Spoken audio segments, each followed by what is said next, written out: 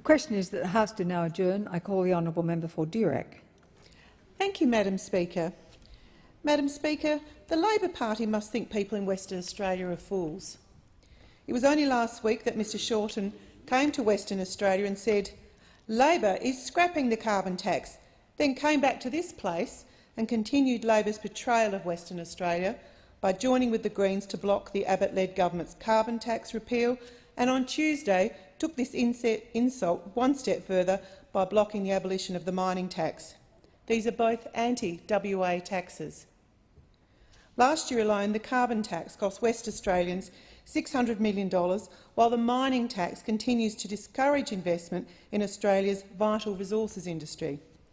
This has had a significant impact on Durack, with the electorate accounting for 84.6% of Western Australia's resources sector.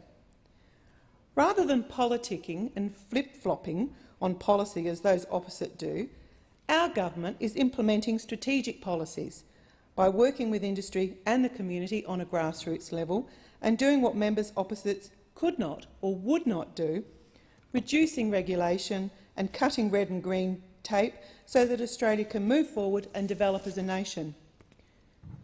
Madam Speaker, we often use the word grassroots without establishing what it is it really means. When I look at the grassroots of Australia and my electorate of Durack, one of my key focuses has and will continue to be small business.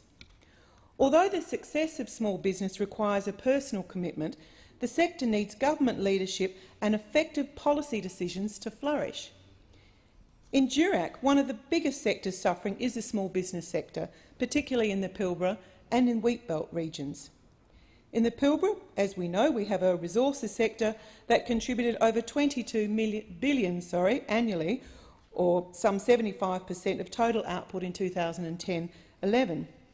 This, however, has created a challenging environment where towns such as Karratha are now playing catch-up in terms of infrastructure, community services, cost of high rent and living expenses.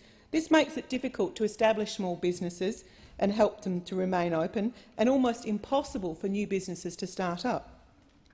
In the wheatbelt, we see the same result, but for different causes. Here, small businesses are fighting to keep their doors open due to a shrinking agricultural community. Members on this side of the House know that small businesses are often the glue that holds communities together, particularly in regional areas. This focus on business, the economy and the creation of jobs by the Abbott-led government was highlighted yesterday when we held the first ever Red Tape Repeal Day to remove over 10,000 pieces and 50,000 pages of legislation and regulation, which will save over $700 million in compliance costs. This important day was part of the government's deregulation agenda, which will cut $1 billion in red and green tape each year to improve productivity, investment and employment opportunities for all Australians. Compared to Labor's approach, which saw the introduction of more than 975 new or amending pieces of legislation and over 21,000 additional regulations. Small business in particular has the potential to contribute to the growth of Australia, and it is through the reduction of unnecessary regulations and working with industry rather than against it we will be able to